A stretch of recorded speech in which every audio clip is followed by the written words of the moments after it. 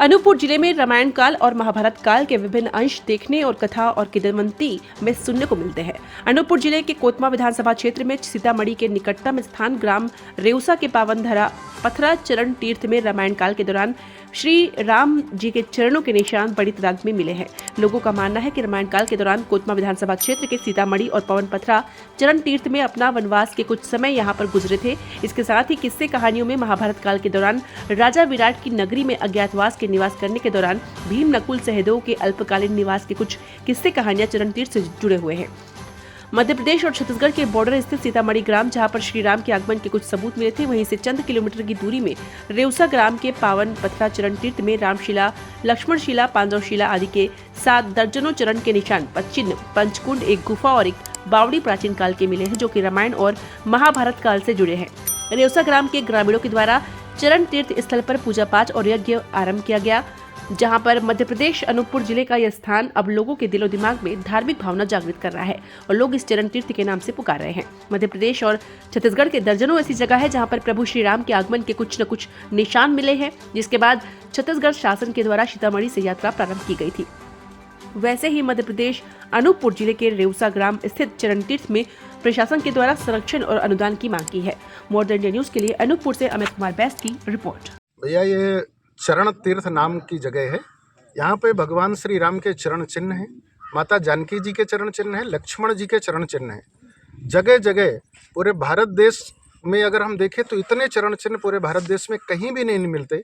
ये अनूपपुर क्षेत्र में, अनूपपुर जिले में, कोतमा के पास में यहाँ रेउसा और निगवानी नाम की जगह है। इसी जंगल में बहुत जगह पे भगवान श्री राम के चरण चिन्ह, माता जानकी के चरण चिन्ह और लक्ष्मण जी के चरण चिन्ह हैं।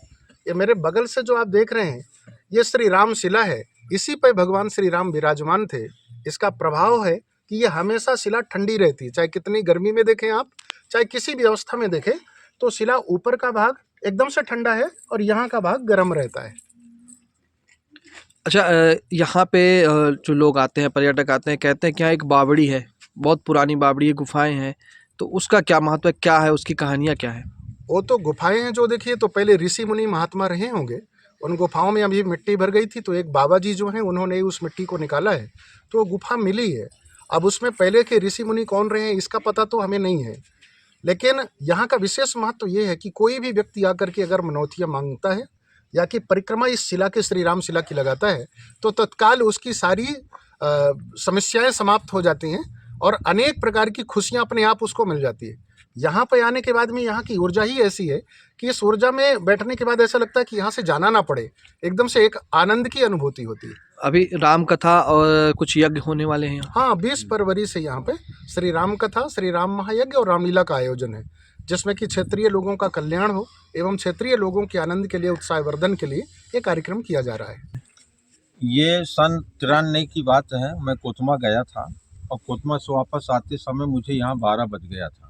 तो 12 बजे ये यहाँ पे मेरे को 20-30 फीट के बाबा, बहुत मुराठा बांधे और सफ़ेदा कपड़ा पहरे हुए मिले। मैंने देखा, तुरंत गाड़ी से गिर गया। गाड़ी से जैसे गिरते हुए मेरा होश आया तो मैंने उनके तरफ आने लगा। उन्होंने मेरे को एक मिट्टी का वो दिए, फेंके, तो मेरे तरफ बन गया वो नरियर। फिर मैंने घर गया, घर में मुझे चैन नहीं पड़ा। फिर सवेरे मैंने इस जगह पे आया था।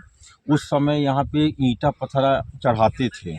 फिर मैंने ग्राम मुसवा झुरकी में जाके बताया कि मुझे यहाँ अखंड कीर्तन करवाना है। तो गौरी शंकर सीताराम, भज पार्वती शिव सीताराम का यहाँ पे अखंड हुआ 24 घंटा। तब से यहाँ शांति मिलने लगा। लोगों का आस्था जो है, आस्था मूलक में धर्म, कर्म, कथा, पुराण में लोगों का रुचि आना शुरू हो गए। और यहाँ पे मैं जगत गुरु राम लाला जी को 30 जून को अवगत कराया था बिल्टुकुरी ले जाने के लिए। फिर मैंने ला करके यहाँ पे दिखाया तो महाराज जी देखते ही और उन्होंने बोले, मैं बिल्टुकुरी नहीं जाऊँगा, मुझे आज यहीं पे रुकना है। हमने कई साथियों के साथ में भी रहे, तो कहे कि चलिए आप लोग बिल्टुकुरी, बोले नहीं जाऊँगा, यहीं रुकिए। हम लोग रात विश्राम किए। रात विश्राम में हमको 1000 गाय, ये हमारे साथ थे, बाबा जी भी थे, हम तीनों व्यक्ति यहाँ पे थे। 1000 गाय हमने भी देखा यहाँ पे। और महाराज जी के द्वारा बताया गया कि बेटा इस स्थान बहुत पवित्र स्थान, तीर्थ स्थान है। समस्त यहाँ देवी देवताओं की वास है, साधु संतों की यहाँ रहाइश है, गुफाएं हैं। उन्होंने ही हमको ये चित्रों का अवगत कराए।